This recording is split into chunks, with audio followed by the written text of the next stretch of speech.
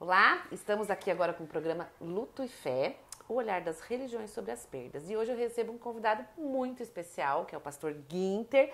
Eu não sei se você falar esse nome inteiro. Vai, repete comigo. Guinter Alencastro Herveja. Que chique, né, gente? Enfim. O pastor Guinter, um querido, meu amigo, que é lá da Igreja Luterana do Brasil. Isso. E aí ele estava me explicando que existe a Igreja Luterana no Brasil. Então, antes da gente começar a falar um pouco de alguns costumes da Igreja Luterana, eu quero que ele me explique essa diferença um pouco aí. A Igreja Evangélica Luterana do Brasil é uma igreja que vem desde a Reforma. Ela é a mesma igreja lá da Reforma, a igreja de 500 anos. Lá de Lutero. É isso, lá de Lutero. Que a gente aprendeu na aula de história, para quem não matou essa aula Isso, sabe. a reforma e contra-reforma, né? Bem essa partezinha aí, né? E aí nós vamos ter as ramificações que surgiram um tempo depois. Né? Nós temos, quando Lutero faz a reforma, tem um colega dele chamado Karlstadt. Aí Karlstadt era um pouco mais radical, então ele ali já começa a ter uma certa ramificação do luteranismo, né, para um outro lado. E aí surge João Calvino, Zwingli, todos os outros reformadores ali em França, Suíça, aqueles lugares, e na Inglaterra. Né? E com isso, com o passar do tempo, surgem um grupo de luteranos que não estavam junto com aqueles primeiros luteranos. Eles se denominavam luteranos, né? E aqui no Brasil, eles vão começar a ter o nome de luteranos junto com o nome da igreja a partir dos anos 80. Então é que muito é recente. Muito recente, é a igreja bem recente. Até assim, ela começa a ter o vínculo de igreja luterana, né, a nível mundial nos 300 anos da Reforma. Nós estamos com 500, então continua sendo recente. Né? E aí no Brasil, a partir dos anos 80, que aí recebe o nome de Igreja Evangélica de Confissão Luterana. Né? Antes era chamado Sínodo Rio-Grandense.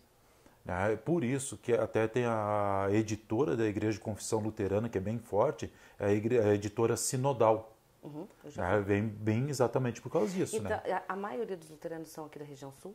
Está concentrado bastante aqui no sul, principalmente quando nós falamos das duas luteranas e outras ramificações, porque não é só essas duas. Nós temos a Igreja Livre, por exemplo, que é uma igreja luterana. A Congregacional também tem ramificação luterana. São várias. Mas assim, estaria a maioria aqui no sul por questão de colonização alemã. Só que, por exemplo, nós pensarmos na Igreja Evangélica Luterana do Brasil, a IELB, né, a IELB tem uma concentração muito grande no Espírito Santo. Os pomeranos, né? Inteiro. Os pomeranos, que eles tem são muita todos. questão cultural também, né? Aí entra bastante. Questão cultural. A sua é a Igreja Luterana do Brasil. Isso. Ok. Carinhosamente chamado por IELB. IELB. Aqui em Cascavel são quantas? Nós somos 4 congregações aqui dentro de Cascavel. Eu atendo uma aqui e uma em Santa Teresa também. Né? Aí nós temos na Neva, no Morumbi e no Parque Verde. Ok.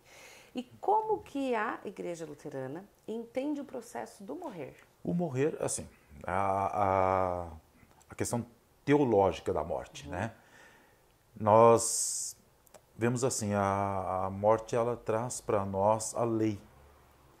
E aí, dentro da doutrina luterana, nós temos uma divisão de lei e evangelho, que nós chamamos. Isso vem desde Walter, né, que é um teólogo norte-americano, que ele faz 25 teses sobre a lei dentro da palavra de Deus e o evangelho. Então, lei é tudo aquilo que nos aponta o nosso erro, a nossa fraqueza, as nossas debilidades. O evangelho é aquilo que nos mostra o quê? A salvação. Né? Lutero dizia assim, né? A lei é a varinha e o evangelho é a maçã. Na época de Lutero era a maçã, hoje em dia é o chocolatinho, né? Mas na época de Lutero era a maçã. Então, é a vara ou a maçã. Né? A vara, a lei, a maçã, o evangelho. Então, assim, nós temos esses dois parâmetros dentro da Escritura. O morrer nos aponta para a lei, porque nos mostra o que é a nossa debilidade. É por isso que é trabalhado dentro de um processo de luto, dentro de um processo de tudo que é o ritual, que nós vamos falar depois, eu acredito, né? Mas tudo que é o ritual de velório e tudo mais, né? Entra a parte do evangelho na pregação, né? E na liturgia. E essa forma de trabalhar esse cerimonial, o velório, as despedidas de modo geral, o sepultamento. Tem muitas diferenças, ou na nossa cultura, assim, também é no cemitério, também tem o velório do templo lá, tem o pastor que vai fazer lá uma bênção, não sei se é essa palavra que utiliza. Sim, pode ser. A família chama. Sim. Aí vai depender de caso e caso, né? Por exemplo, dentro de uma congregação, vamos pensar assim, na paróquia que eu atendo, que são 2 congregações é paróquia, né? Então, na paróquia que eu atendo, alguém faleceu, a familiar entra em contato, avisa, o fulano faleceu, se a gente já não está acompanhando, né? E às vezes acontece, por exemplo, está no hospital, a gente já está acompanhando, sabe quando faleceu, já, né?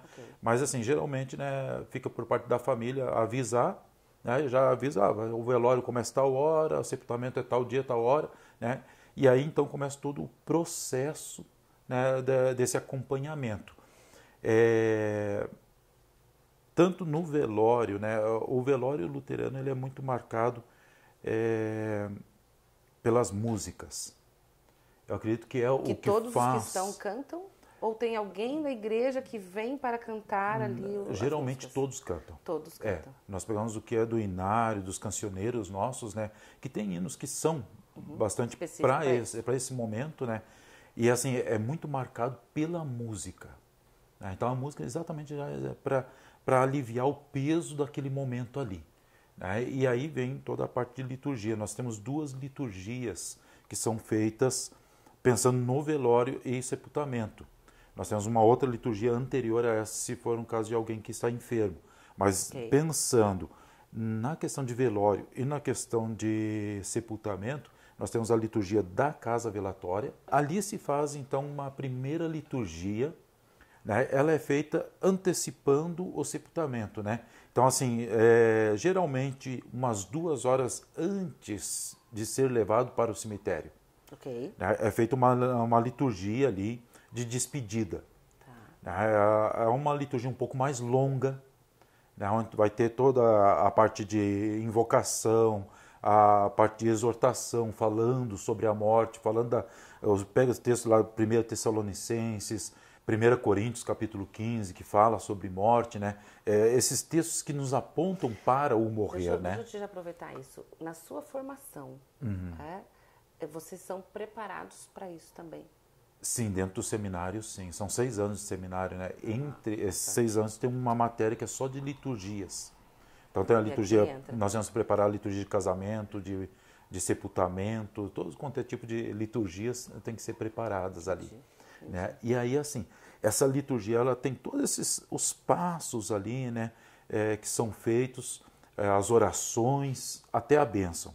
E aí chega na bênção, que é a bênção final, que a gente chama, né, a bênção sacerdotal, né? Ali a gente sempre pede para que as outras pessoas que estão no velório, que não são parentes, se retirem um pouquinho e deixar só a família, né?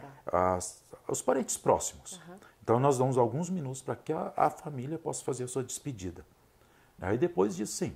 Depois que eles fazem a despedida deles, então nós pedimos para que todos então possam passar ali e fazer a sua despedida. As pessoas fazem a despedida e umas 2 horas depois vai ser o sepultamento. Vai para o sepultamento. Daí no cemitério tem mais uma liturgia, que é uma liturgia bem mais curta. Rápida. Né? E aí, assim, ela vai ter invocação de novo, né? Vai ter a leitura de um salmo. Geralmente no meio luterano, assim, há uma tendência muito grande, Salmo 23. Né, que em algumas Bíblias é o 22, né, o Senhor é meu pastor, né? Geralmente esse é o salmo que é lido, né? E aí entra aquela parte, a parte, vamos dizer assim, mais importante dentro da liturgia de sepultamento, e isso aí, se faltar, seria uma falha muito grande, vamos dizer assim, para o nosso contexto, né? Aquela parte do terra, terra, pó, pó, cinza, cinza. Né? Nós encomendamos esse corpo que veio da terra, né? Terra, terra, pó, pó, cinza, cinza, na certeza e na esperança da ressurreição em Jesus Cristo. Se faltar essa parte aí, aí mais ou menos isso. Aí tá feio o negócio. Ai, meu Deus do céu, pode esquecer. Algum pastor já esqueceu? Conta pra mim. Eu acho que não. Ufa. Eu acho que não. Se não, vai que volta puxar o pé. Sim, né? Ela fala, vai me mandar pro céu ou não? Vem me mandar pro céu. E como é visto céu e inferno para os luteranos? Então, aí que vem essa questão, né? Vai para o céu ou não vai para o céu, brincando né? de puxar o pé aqui, gente. Né? Mas assim... Eu quero ir pro céu. Né? Assim, a questão do céu e inferno, né, é bíblico, então não tem como dizer que não existe. Se nós pegarmos os evangelhos, principalmente Mateus, né, Jesus fala de uma maneira muito pontual sobre céu e inferno. Ele fala assim, bom, é o resultado da tua vida.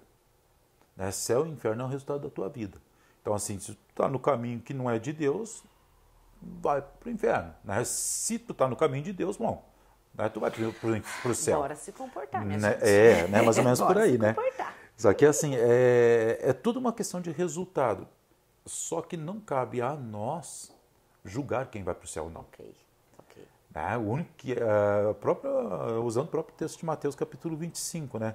Quando Jesus fala, né, que ele abre a porta, né, do céu. Ou seja, não são o que não nós é o pastor fizemos, que vai dizer, exato. Não é a vizinha, não é o pai, a mãe, exato. Entendi. É eu com Deus, né?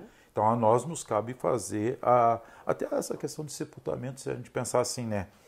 Pode parecer frio isso, mas assim, dentro de um pensamento nosso, dentro do meio luterano, né, o que nós falamos? Nós pregamos para os que estão ali. Né? A pessoa que faleceu, ela não escuta mais. Né? Então, não é para ela, né? Mas para quem está ali na volta. Né? E como eu falei, a morte da pessoa querida, ela já traz uma lei muito pesada para nós. Né? Ela traz muita dor para nós. Então a mensagem, a liturgia é exatamente para apontar o quê? Né? Olha, existe esperança. Existe esperança, né? E uma esperança muito grande, embora isso possa ser controverso aí, né? Até biblicamente falando, né? É a esperança de nós nos encontrarmos na eternidade. Agora, se nós vamos reconhecer ou não, bom, aí nós vamos entrar numa discussão muito longa, tá? Que Isaías vai falar assim, novo céu e nova terra, tu não vai saber nada do que tinha aqui, né? Aí fica complicado o negócio. Entende como a palavra alma? Alma, bom, aí tem uma diferença filosófica, teológica, cristã, né? Que alma e espírito existe sim uma diferença. Tá? Espírito é o que nós recebemos da parte de Deus para a nossa existência a partir do batismo. Eu nasço espiritualmente para Deus no batismo. Okay. A alma é a minha parte racional. Né? Vamos dizer assim, eu sou composto de corpo e alma quando eu nasço. Mas isso não quer dizer que eu tenho espírito vindo de Deus. Eu sou uma criatura de Deus. A partir do batismo eu sou um filho de Deus. Então, até ali eu tenho alma. Eu tenho aquilo que me dá razão, né, de existência e tudo mais. A partir do momento que eu sou batizado, então eu tenho espírito. Eu nasço espiritualmente. Aí na relação do céu e inferno, você antes estava comentando comigo que a igreja luterana não entende a questão do purgatório, é isso? Porque isso é uma das diferenças do catolicismo. Okay. Até mesmo porque, assim, biblicamente nós não conseguimos comprovar purgatório. Okay. Né? E por não achar ele dentro da Bíblia, a gente fala, então não. Vamos seguir o que está na Bíblia. Só tem duas opções, ou céu ou inferno. Só essas duas opções. Ou como se comporta ou se comporta. Né? O meio termo por aí, não vai existir. Não vai ter. Né? E aí que vem a questão do porquê, que eu falei assim, né? Nós pregamos para os que estão ali, né? E não em relação ao morto, para o morto, né? Até cita-se o morto, obviamente, que ele está ali, né? Então, obviamente que nós estamos falando daquela vida que foi e que continuará sendo em nossos corações. Né? Que isso que eu acho o importante de um velório é lembrar isso aí, né? A pessoa não deixou de existir porque o corpo morreu. Sim. O que eu carrego dentro, as minhas memórias, elas continuam sendo, né? Só que eu sei que a presença dela já não é mais, a presença física não é mais.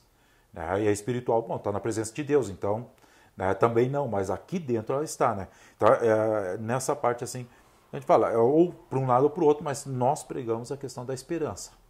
Né? O que vai acontecer, bom, aí é outro detalhe. Juízo final daí. Resumindo, tem que se comportar. É a ideia.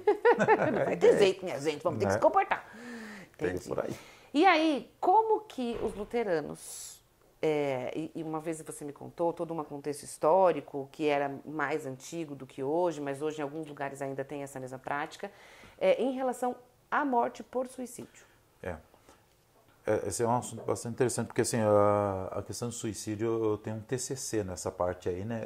Na parte da teologia, né? De aconselhamento pastoral. Até porque, deixa eu cortar aqui, eu nem falei, mas o pastor Ginter está terminando o mestrado, é isso? Sim. Em Bioética. E ele também é capelão aqui da cidade de Cascavel. Em quantos hospitais? Hoje eu estou no HU e na UPK, né? Mas atendo todos os outros quando me chamam também. E há né? quantos anos já? 13. 13 anos. Nós vamos fazer uma outra conversa sobre isso, bem legal também. Ah. Né? Esteja no outro vídeo para assistir. Né? E aí tem a formação em questão de pós também, em cuidados paliativos, humanização, todas as partes assim, né? Mas assim, a questão do suicídio é um tema bastante complexo, né?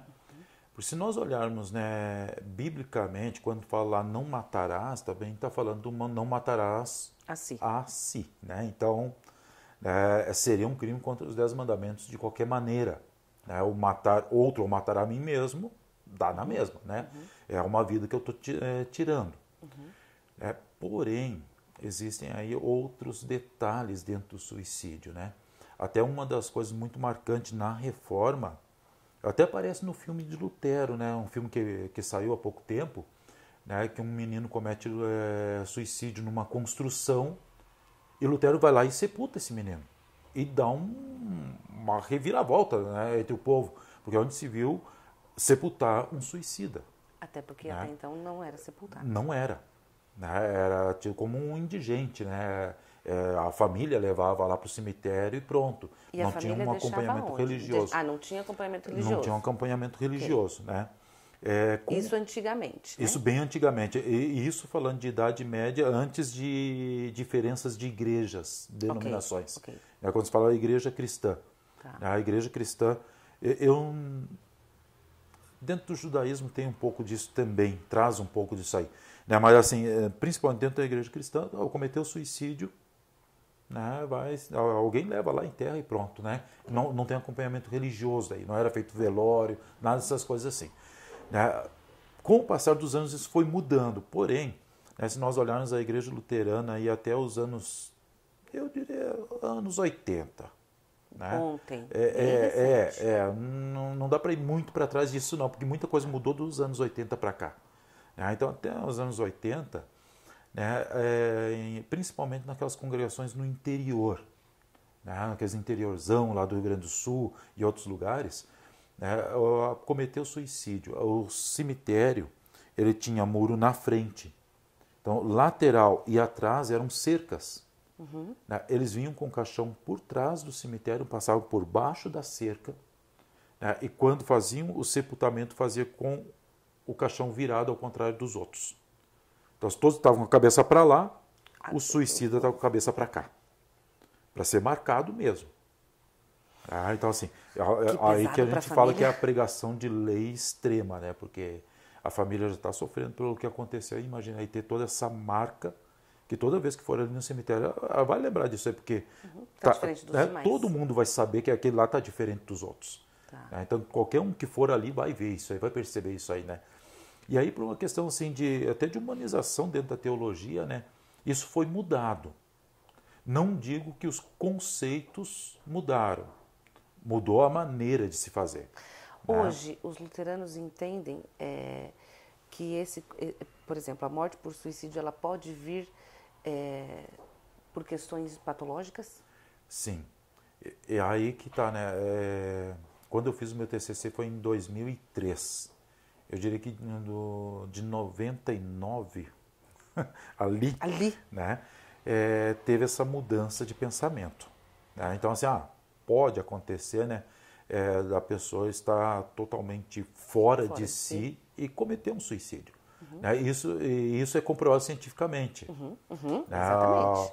Quando eu fiz o TCC, eu lembro que eu conversei com um legista e ele me explicou de um tendão que tem aqui no pescoço, que quando tu passa por estresse, ele fica muito rígido. E quando tu não está estressado, ele está tranquilinho ali. Ele falou, e tem suicida que é aquele... Tá muito rígido. Tem dos dois casos, né? Tá rígido porque ele lutou contra para não morrer. E às vezes tem uns que o tendão tá totalmente frouxo, ou seja, ele nem soube que morreu.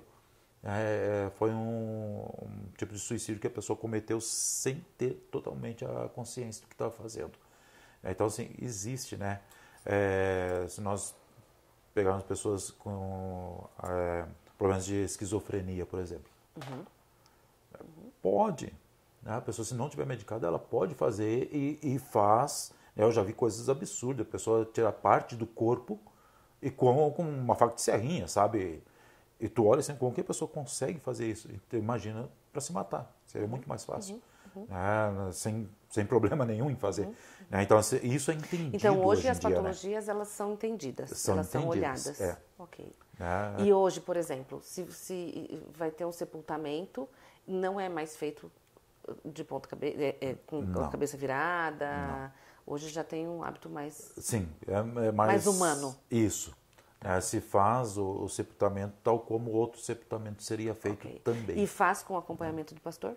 Sim, sempre. Ok. Sempre. Então, mesmo que seja... A igreja luterana, ela tem a presença do sacerdote, né, do pastor, em todos os momentos. É uma questão muito marcante isso aí, né? Até mesmo que se o pastor não estiver, aí vai complicar bastante coisa. Ele não teria nem como fazer o sepultamento, porque não teria liturgia, sabe? Seria bem mais complicado. E depois, por exemplo, morreu, alguém da família morreu de diversas formas, doença, não doença, né? Acidentes, enfim. Qual é o acolhimento que a comunidade luterana dá para esses familiares? Existe alguma coisa, algum acompanhamento? O pastor acompanha? Os leigos que participam acompanham? Como é visto esses enlutados, as famílias enlutadas? Isso é bem regionalizado. O acompanhamento ele vai ter, tá? Mas é regionalizado. Nós temos lugares no Brasil em que existem equipes de luto. Então, assim, por exemplo, no Espírito Santo, eu acho que em Santa Catarina tem, e Rio Grande do Sul também tem algumas, que existe uma quantidade de pessoas que vão acompanhar aquela família. Então, eles vão fazer visitas e tudo mais. Mas, assim, no geralzão, assim, né, o pastor espera, depois do sepultamento, ele espera alguns dias, né, aquele momento ali que seria mais ou menos aí uma semana, né, e aí vai lá e faz uma visita para a família. Reúne a família, conversa com a família, faz um devocional com a família, lê um texto bíblico ali e tal, né? Faz suas orações. E aí depois tem um acompanhamento ali daqui umas 3 semanas, depois um mês, e aí então vai, conforme vê que o luto tá tranquilo, né? Vai deixando... a família seguir. Isso. Se vê que existe um luto um pouco mais pesado, né? E aí então existe um acompanhamento mais de perto. Nós não temos oficialmente o que é que nem na Igreja Católica tem a missa de 7º dia, né? Nós não tem nenhum ritual. Nós fazemos o que é chamado culto em memória, que seria uma semana depois igual. Então, daria 7 dias, igual, só muda o nome. Né? Mas seria muito similar a isso, né?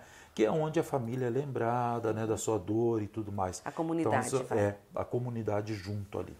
Então a Igreja Luterana entende que esse movimento cultural, né, a comunidade junto, pode amenizar um pouco as suas dores. Sim. Ok. É o que eu sempre falo, o luto, quando o luto é compartilhado, o luto é amenizado.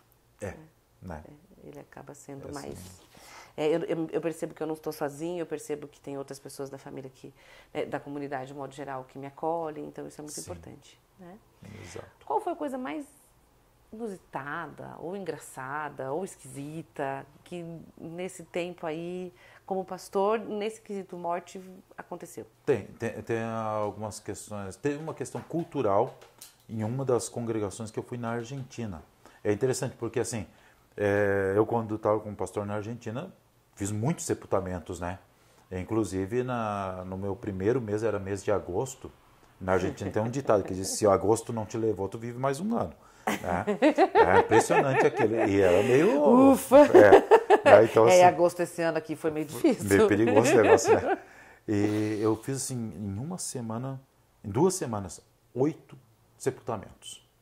Tudo no mês de agosto? Tudo no mês de agosto. né? E continuou depois, né? Outros assim, durante o mês de agosto, mas no mês de agosto foram 16 pessoas que eu sepultei. Da mesma comunidade? Da mesma paróquia. Nessa eram 4 congregações. Até eu falei para a congregação que eu estava levando a congregação para o buraco, literalmente, já estava indo. Mas assim, então, assim, a gente já tem uma experiência de fazer sepultamentos e tudo, né?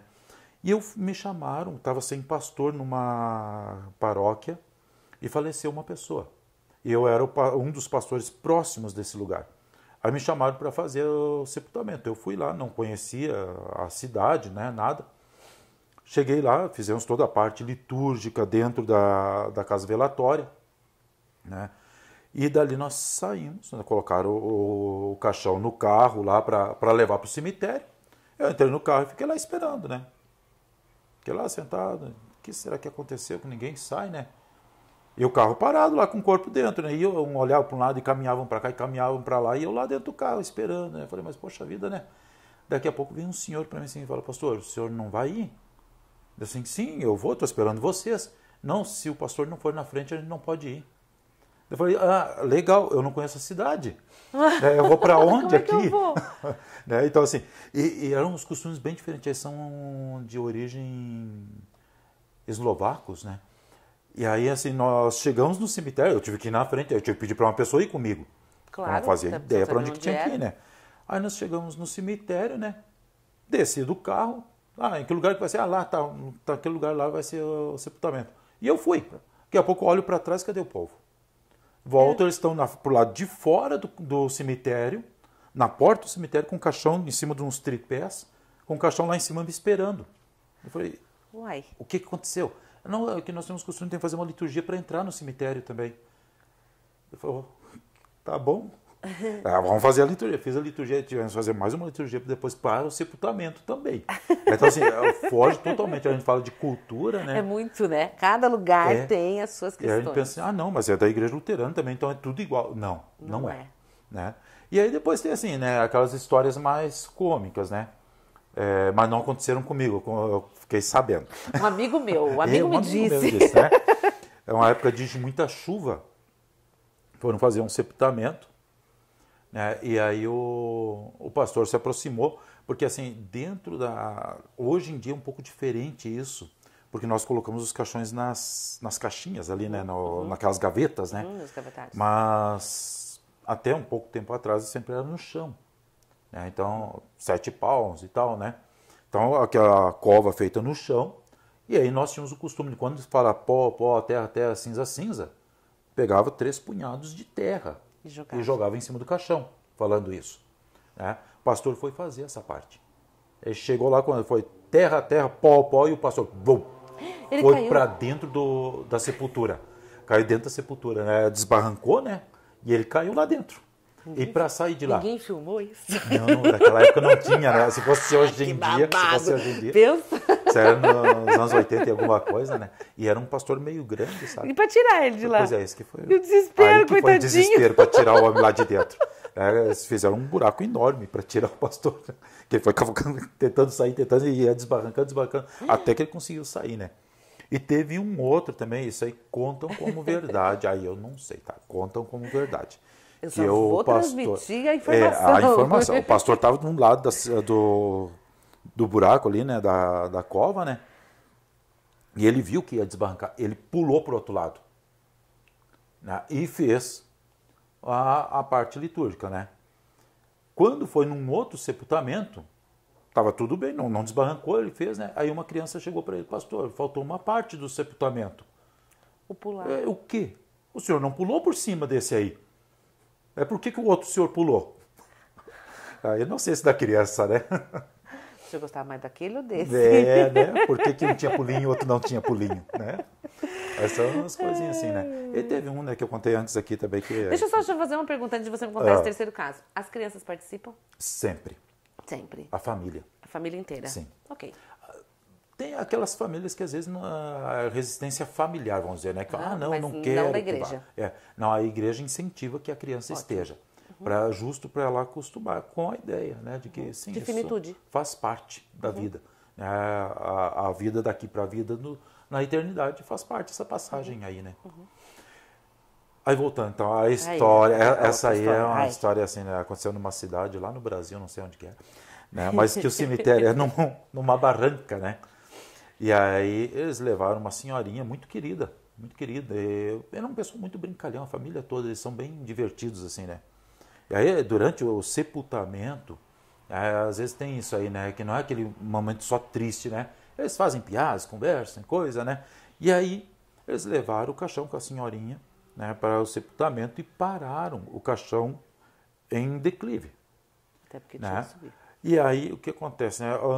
Enquanto estava o pastor falando, né, o caixão movimentou para baixo, ele meio que escorregou, né? E aí uma pessoa lá de trás grita, segura a velha que vai cair! Né? E aí o pessoal segura todo o caixão lá, né? Mas aí acabou também a parte litúrgica do pastor. Já Virou piada. Sim, vamos embora, né? Não, Vamos enterrar logo antes que ela decida. Mas tem essas coisas assim. Eu lembro de pastores, colegas nossos contando também, né, que no Espírito Santo existe um costume também bem interessante. Lá o sepultamento em algumas cidades é feito todo em pomerano, né, que é um dialeto do alemão.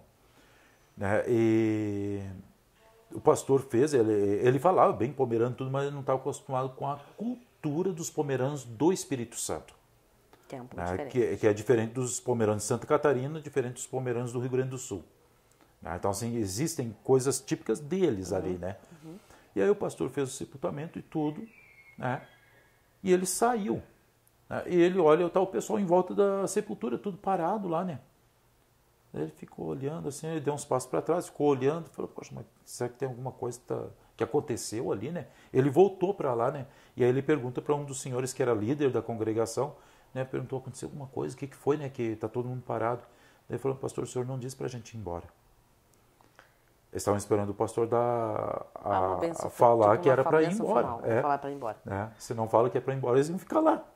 Eu teria ido para ver até quando eles iam ficar, né? Mas, ai, sacanagem. Né? Mas assim, são os costumes, né? São costumes. Que é muito particular de cada lugar, Sim. né? Muito bem, gente. Que delícia. Tem mais alguma colocação que é importante passar para o pessoal? Olha, eu acho que assim, uma das coisas que eu acho muito importante dentro da questão, principalmente no momento do luto, no momento do velório, né? Uma coisa que eu aprendi com a Deise Rosa, conhece? Deise Rosa? Já ouvi falar. Né? É uma coisa assim, que eu acho muito importante, assim, né? Eu vim de uma cultura judaica, por causa do meu pai. E quando faleceu minha avó, nós revivemos muito isso aí. Né? Dentro da cultura judaica, tu não fala com o enlutado. É mesmo? Tu vai lá e abraça o enlutado só. Sem palavras. Mas não se fala, né? E às vezes eu acho que assim, dentro dos velórios, né, e do período de luto, como seria bom acontecer coisas não assim. Falar. É o não falar, às vezes, né? Porque às vezes as pessoas falam. A gente entende que tem uma intenção boa, mas às vezes falam coisas que machucam. E tem aqueles que dão palestrinha, né? Tem, também. Aí aquela hora, assim, não é hora de dar palestra. Uma vez eu até comentei, né? Eu falei assim, tem dois momentos que são muito importantes na nossa vida, mas que os envolvidos parece que não escutam muita coisa e não adianta falar demais para eles, né? Uma é a liturgia do casamento, porque parece que os noivos não escutam tudo que a gente fala na mensagem, né? Senão não teria divórcio, né? Parece que não escutam o que a gente fala ali, né? E também no sepultamento, porque a pessoa está emocionalmente muito abalada. São dois estados de emoção, né? As emoções, ela realmente faz com que o nosso cognitivo ele diminua um pouco.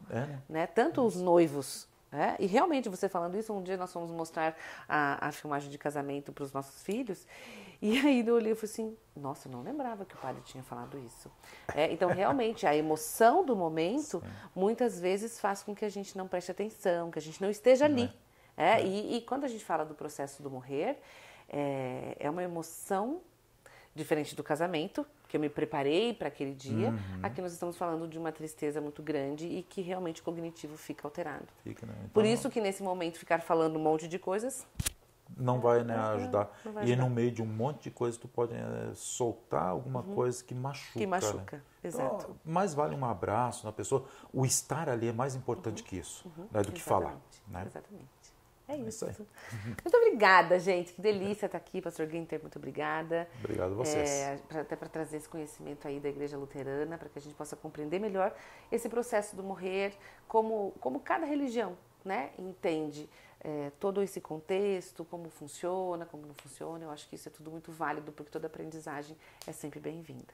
Muito obrigada. Muito obrigado a vocês.